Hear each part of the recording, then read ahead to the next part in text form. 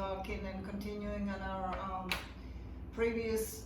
It's gonna be part 2 basically tonight, because it was a lot for us to say, so it couldn't fit in one 30-minute show. So welcome. Thank you all for subscribing, and thank you all for watching us. All right, Max. Well, it's that part of the evening, and you know what it means. Big things popping, little things stopping. So relax and enjoy the view, because the very Opinionated show is for people like me and you. All right.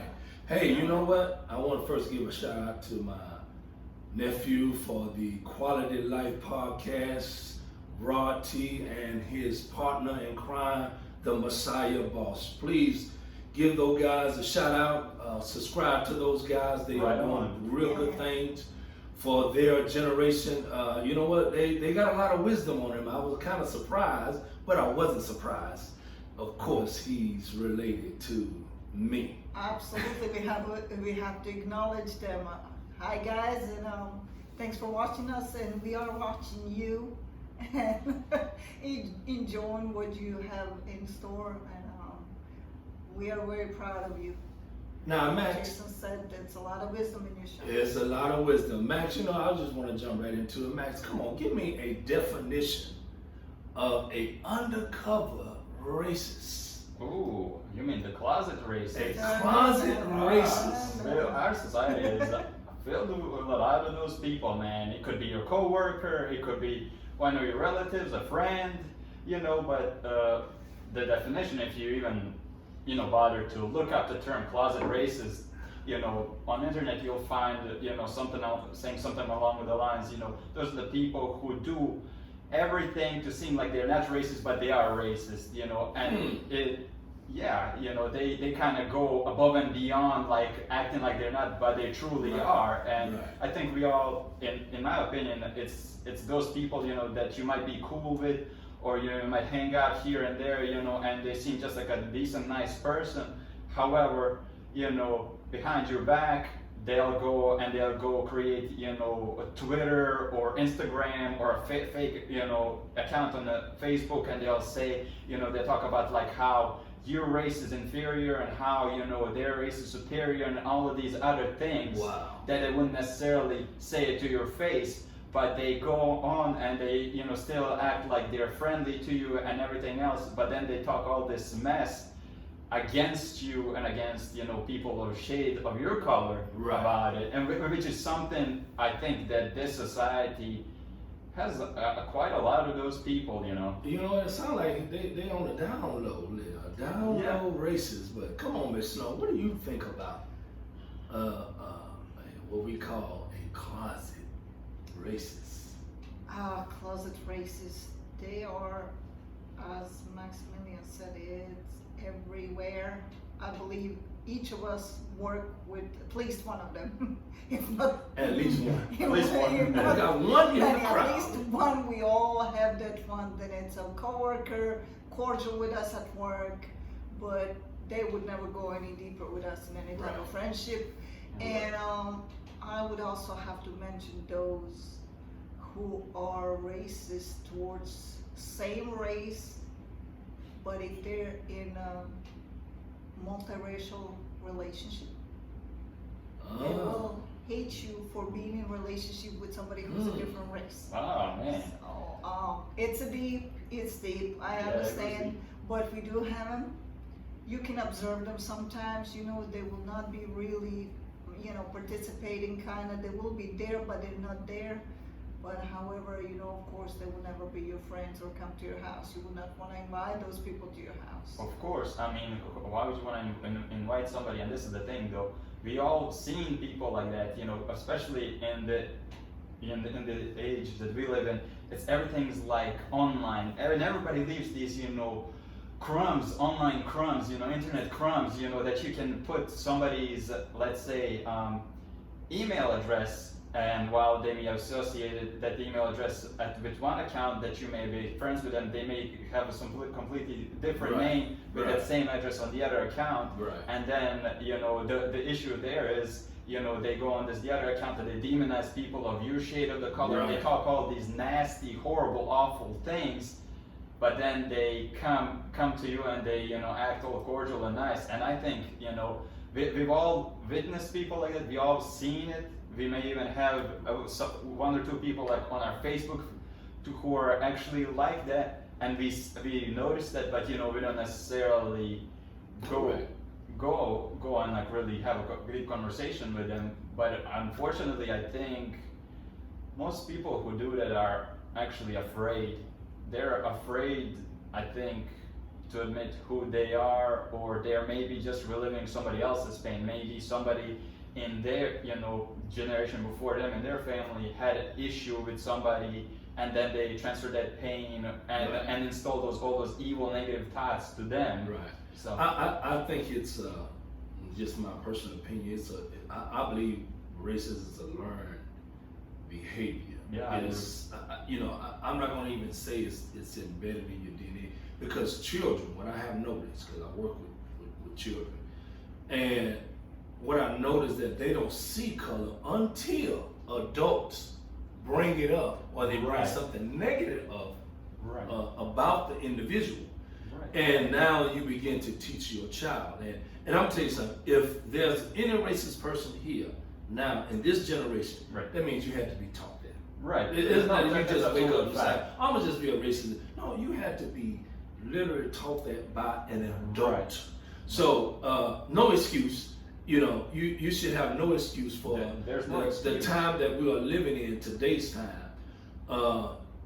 You know, if God himself or herself have to come down and begin to school us about who we really are, basically you need to look in the mirror and check yourself, because what I cannot, for the God's sake, I cannot get this understanding in my head, and how anyone of any race can be prejudiced or be a racist.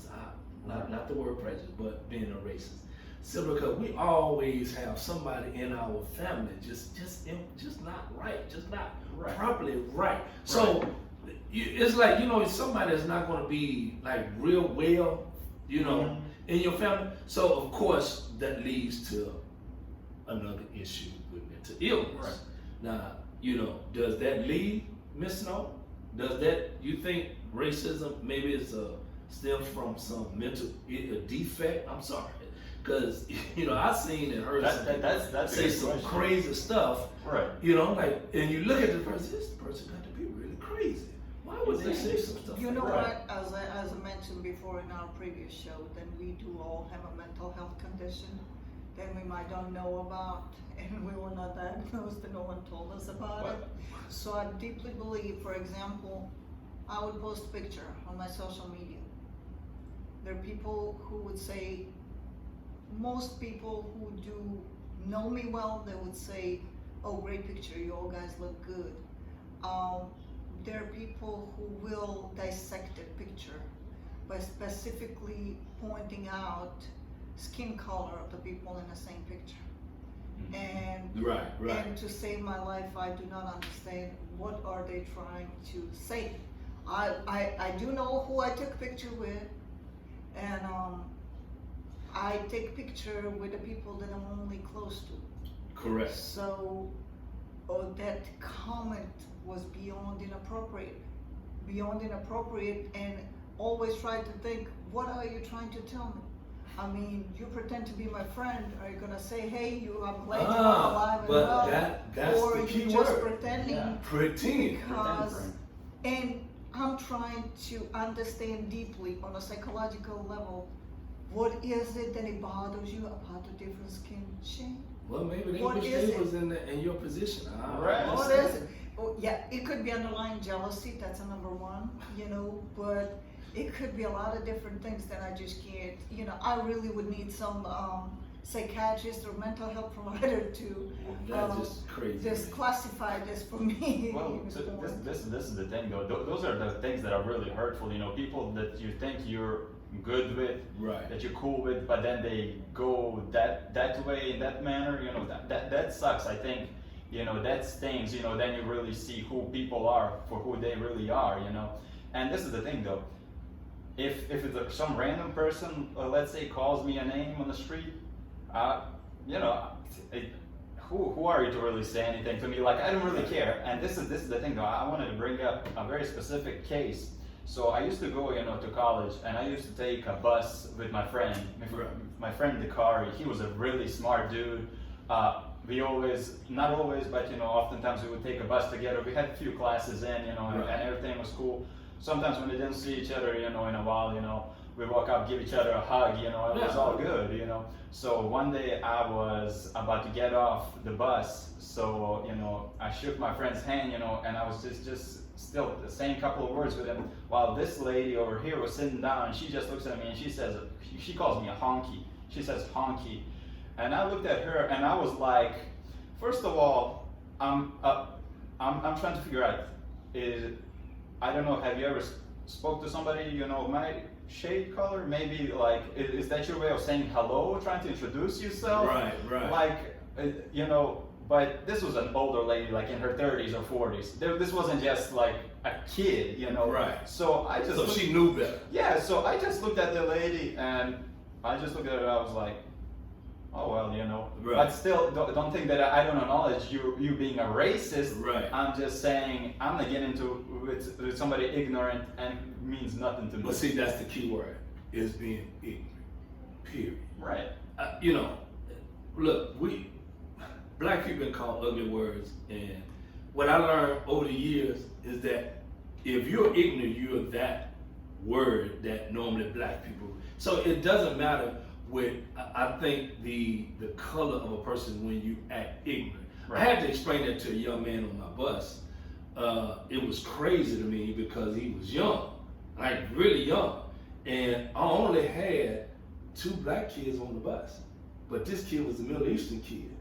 I couldn't, for the fact, he was like maybe 2 shades, away from being dark like the other kids. I'm like, okay, I'm not understanding this. I'm just not. So again, I had to go ahead and challenge him. So I asked him, I said, well, who told you the N-word is a black person? Right. He couldn't really give me an answer. Of course, I'm sure he heard it from home because he's a high school kid. Right. So I had to kind of give him a quick, lesson in sociology 101. Right. And like, hey, look here, man. When you talk like that, you the one. You the N-word. Right. That means you the ignorant. I said, do you know the word of the meaning of the word? Yeah. The N. And he said, it means black. And I was like, no more good. But I mean, did I charge it to his head? Probably so. I won't charge it to his heart. But he just didn't know. That's being ignorant because you don't necessarily even know the meaning of the word, yet you're using it because you were taught certain ways and you never challenged the or he heard it, But yes, we do it. So we call our friends that that word. It's an ugly word. But my thing is this here. Let's be frank and to the point. And those who are listening and viewing, let me tell you something. I would say this here. Yes, say what's on your mind, but be mindful what you say, because everybody is not subtle. Everybody's not humble. They don't take things personal. Everyone don't take things, or they don't take it personal, or some do take it personal. Right. Because now they become aggressive. Now you're like, okay, you bring in the aggressive part of me. But however, Miss Snow, let me ask you this. Where you was born, and the same people that look like you, because you explained this to me several times, because I was trying to wrap my mind around it, that they are racist based on religion. Okay, hold up. For you listening viewers, we're talking about religiosity now. So it's a broad scope when we're talking about being racist. Right. Kind of like explain it to me how you growing up, that one part of your family is one religion, the other one is not, but there's some issues based on religion, and how man would do some stuff like that. But go ahead. Yeah, then people just believe that if you are different religion, then you're different. Then you're not the same, and then you're less of. Less of. You're less of. It's exactly the same Foolishness. thing as it's used in the United States of America between people that they call themselves white and against the people of color. It's the same exact principle, exact the same thing. Derogatory words. They don't want to have nothing to do with you. You marry somebody who's different religion, it's the same as you enter the biracial relationship. It's so much hate, so much despise, so much. I can tell you that they even created a civil war and a genocide was committed because of so much hate, uncontained hate. They eat hate, they breed hate, everything is about hate. Wow. Every conversation starts with hate. That much hate I have never heard or experienced nowhere else in the world, but I lived through it, and unfortunately I have to be the one who scratched my head, because what I have a problem with is, if let's say you are let's say we just know each other. Right. We're not friends, but we just know each other. And you immediately, but you might be racist or might be nationalist, and you immediately assume that I am the same way as you are. And you start talking in my presence about different religion as they, or different race as they are, and something of that nature, and I'm looking at you like you're crazy, because do not put me in the same bracket. I'm not like you, I don't think like you, I don't feel like you, and I have nothing against any other race or any other religion. And yes, I'm a black sheep because I do not divide people by their nationality, by their religion, or by their skin shade. I never will. There's only one thing I have to tell you. If you're an idiot, it doesn't matter what shade you are, you're an idiot. You're an idiot. And that's, in my book, if I think that you're a bad person, that you are a bad person, it will have nothing to do, for me to classify as a bad, has nothing to do with your race, your religion, the way you were brought up, nationality, nothing, absolutely nothing. You are idiot, and that's it. And guess what? Every shade has idiots. Every shade has ignorant people. So, there's a bad and good people. And, be careful, be mindful, even if you're talking to people of the same race, they might not be as sympathetic or as compassionate as you are, or in the same bracket as you are. So have that in your mind before you talk in front of them, because I was judged in front of people of same race. Why? Because I did not agree with what they were saying against different races. I didn't find myself in that, because I didn't have nothing. These people didn't do nothing bad to me, so I cannot dislike you just because how you look, how you walk, how you talk. I can dislike you if you hurt me physically or emotionally, or involved in something. I allow you to come close to me and you hurt me. That's the only way why I can dislike you. But you know what? But I say same race people hate way more each other, or if you're dating somebody out of your race, they'll hate you for that. They'll pretend to be your friends. And so on and so forth.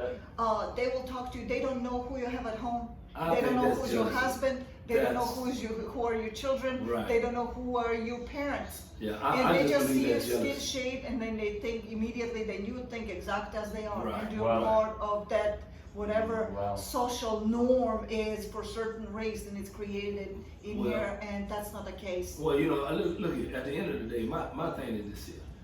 I think there's some mental issues going on. Now, come on, Max, we can talk about some mental illness related to me.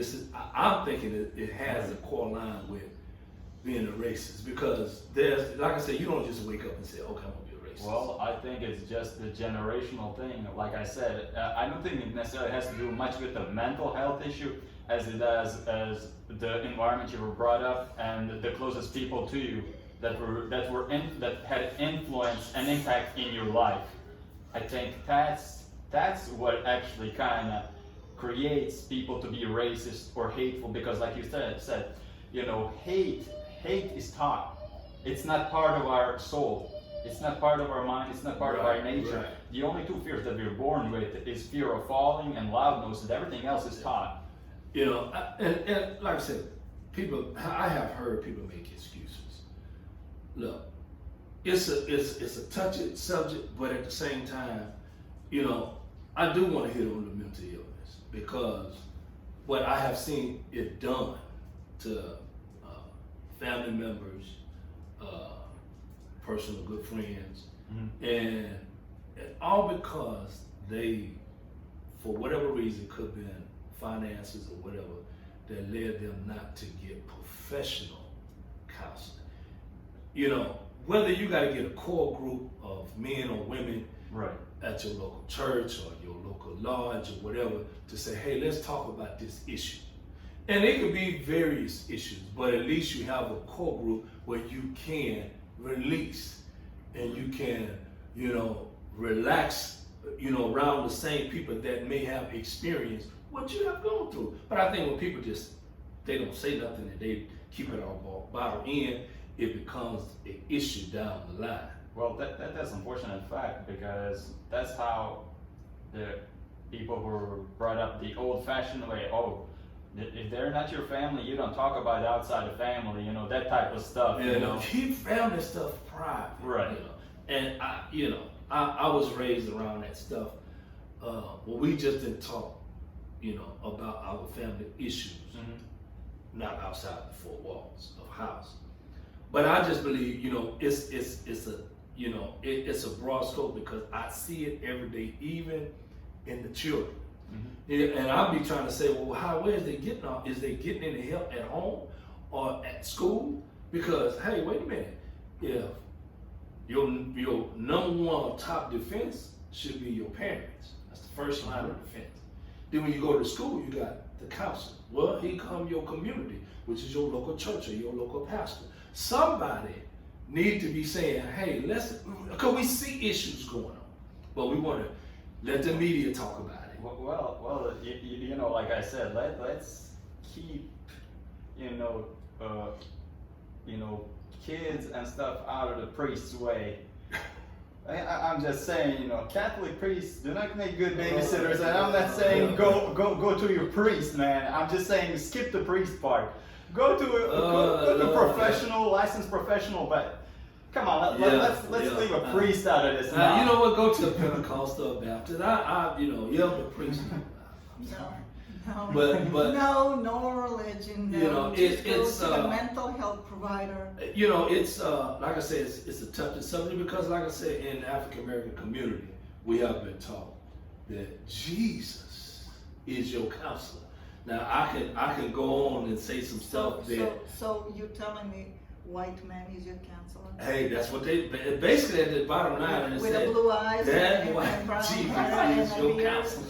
He's your counselor, that's black what man. your counselor look like? Oh my God. Yeah, but that's what we've been taught to run to. Now I'm just telling you what I have been taught growing up. Well, we don't know what's from Jesus' estate on the racial issues, so we can't just run to him. Right. I never met the man, but but I have learned about the man.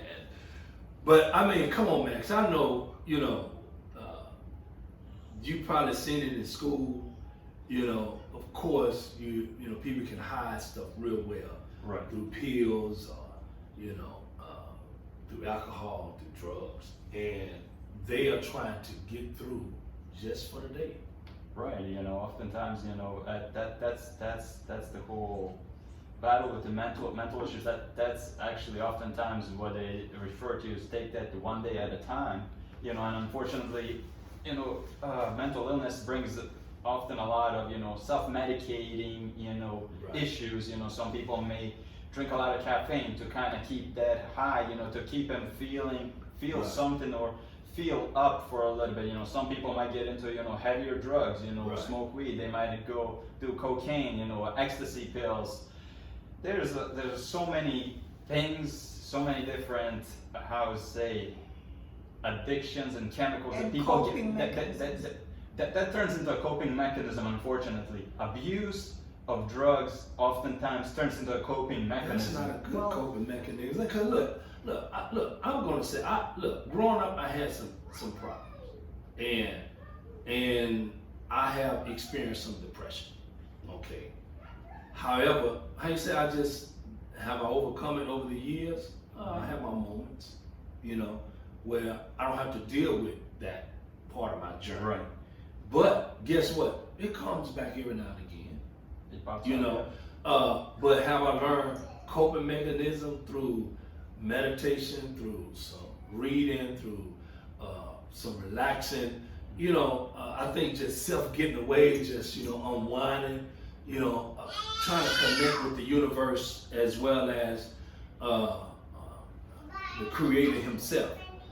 I mean, but if the truth be told, Miss Gorgeous Snow, what kind of mechanism or coping skill that you can probably, from a woman perspective, because men deal with issues different than women. So give us some kind of, skill, so help men, we can recognize if a woman going through something, we know how to deal with it, Well, how can I say that? There's no recipe on that. Like, we all had something. The point was then if you taught as a child never to express your feelings, never to talk about your feelings openly, right, or anything that happened to you, then it's kept secretive. Wow. This is that's mostly Secret that stuff. impacts most people. Then they grow up with a different mental condition, and then society being hush hush for the longest. So if you say something, they immediately call you crazy. They do not know the term of what you may be dealing with. Is it Right. depression? Is it schizophrenia? Right. You're crazy. Basically, that's what they say. And then you do not want the people to talk about it because it can come to the ears of your boss and you can lose your job because your boss cannot afford to have you if you have any mental issue. You're like a ticking bomb. right. You're ticking bomb, and then these people go home and then cope. Women, oh my God, where do I start? We do all wrong ways to cope with the things. Some women like wine, some women go shopping, some women go, and they think they're losing their minds, and that they go into the depression where they cry and being sad and all the other different feelings, but they think that they have to be strong. So the best way is, as I say, beach is the therapy for everybody. I would say if you can get you time to yourself, just to yourself, with no kids, no nothing, you need time to yourself. You need to go pamper yourself. That You is need true. to go to talk, to have an hour with a psychologist or somebody to get off of your chest what you Right. really want to say and not be judged about it. Right. Sometimes you think if you disclose that to your partner, he might leave you. He's like, I can't deal with that, and he's gonna leave you, so you're afraid to do that. Right. So also meditation, swimming, walking, exercising, singing, just get together, play instruments, sing, do something of that nature that will relax To you. relax you, yeah. Because your mind needs to recharge and relax. We have too much worries, we have too many things. As a woman, I can tell you one thing, it's not, men and women deal with things differently, completely different levels. Why I say, us women, we've been dealing with so much stuff since the puberty that we sometimes do not know how to express what's going on in our body. And why is our mind going that way, and why are we feeling that way, and we're just thinking, oh my God, I'm going crazy. And you don't know how to express it because Right. you can't, there's no words for it. You can't explain it to somebody you can't compare it. Hey, this hurts like nails Correct. sticking in you. That's not the way that you can describe it. And with that being said, if you cannot describe it and you cannot, no one can relate to it. And if they can't relate to it, it's really hard to understand the mood swings and everything else. Guess what? You can do just a blood work test and find out in certain components that are not Right. good in your blood work that can cause you to have a memory loss, to Well- feel different way, to have explosiveness and all Right. this But stuff. even with So the it's like men, everything you think it's mental, it might be completely something else. Our iron could be low and we can go crazy. Right, Our right. sugar levels could be low and we can go crazy. well, it's So another way. there's a lot of It could different be things. multiple things. It could be multiple things. a lot of And all times. working at one time. Because I know with me, when I was growing up, for me to deal with certain, I would just go play ball. I just, I'll shoot probably 1,000 jump shots or whatever, or I just go jog, But Max, from a man perspective, what kind of coping mechanism that normally men what we do to maybe release some stress or get certain things off our mind? It's oftentimes just trying to hang out with your friends, or do a lot of physical activity, right. Workout, The strip club count as that too? That's why we blow off some steam, man. Hey, nothing wrong with that. So women, hey, don't get mad now. He need to go blow off some steam and so he can come home and relax. Yeah. You're gonna make it rain, man. Not the rent money. Don't listen to these troublemakers. They're troublemakers now. See, this is what I was gonna say, man. Growing up, I grew up in a completely different society. So maybe in my childhood, I only seen maybe two people that were just depressed, who said they were openly depressed, and right. everybody looked at them crazy because the way you're raised, you don't really know your emotions, you don't acknowledge your emotions. Correct. You just go with just a blank face and you do things. One day you might get in a fight, the next day you might be kicked out on the street, but it's the same thing, like they don't necessarily acknowledge emotions, and they don't necessarily know appropriate ways to deal with the emotions and stuff. Correct. And I can say from personal experience, oftentimes if I was like a little bit overly anxious, there was a certain part of my life when I was overly anxious or something, I tried to get up first thing in the morning. I used to do between like 300, 500 push-ups, and just like. Yeah. I mean, and that's for us. I said for men, we have the need to expel certain types of energy that we have. Right. And of course, some of the women, the wives or girlfriend, they don't like that type of energy that we dispel. I mean, but I just believe this is a part of every individual journey. Mm-hmm. And I think it's a very important one to keep your mental health healthy. Well, this is what I was gonna say. I think one thing that's really important is to have time to yourself. Look, when I say I need time to myself, don't take it personally. Ladies, if your man is gonna say, look, I just wanna go, just let the man go. Right. Let him go. Oftentimes we just require to be in a silence. Right. Right. It's not necessarily about doing stuff, or don't think that we're gonna cheat on you or do something devious. That's always the first thing. And that should be eradicated, because oftentimes you just need some time for yourself to think, to meditate on it, do, and then come back. And I think same thing goes for females. I think the same thing goes for women. Yeah, sometimes they need to go have some. Go relax. Yeah. And you know what? We are just going to close it down because we have reached our over 30-minute mark. I mean, this is a real good one, and we're going to continue with this on next week. Come on, Miss Snow. Say something to the people so we can sign out. Well, guys, thank you for watching us. Thank you for participating. Please share your opinions. We love to hear what you think about everything we spoke today. And tell us if your opinion was different, and if the show changed your opinion in any way, or the way you look at things. Please comment. Let us know. And thank you, and stay healthy, and peace out until next time. Come on, Max. Well, all I can say is, whether we're close or we're distant friends, and you're watching this show or you're on any of our Facebooks, feel free to chime in, comment, like our show, tell us what you like, what you dislike. We really appreciate it. This is all for the betterment of the show. As a professionals, we can take, constructive criticism, and we appreciate that. But for the end of the show, is what I can say is, next time we're going to talk about vaccine. We were hoping this time we would, but next time we're going to do that. And with the final remarks, all I can tell you is, all things are possible to those who believe. Who you are is predicated on who you think you are. And that's from the Egyptian Book of the Dead. All right. Now, Okay, with that and- being said, Guys, with that being said, come please on. don't look for any girlfriends for him. He's good. Oh my So God. you just have to throw that in. Comment, yeah, he's handsome, but please don't look for the dates for him. Thank y'all for enjoying the show tonight. Hey, please hit the subscribe button right there. And again, we thank you for everything. Peace out. This is your boy Jay.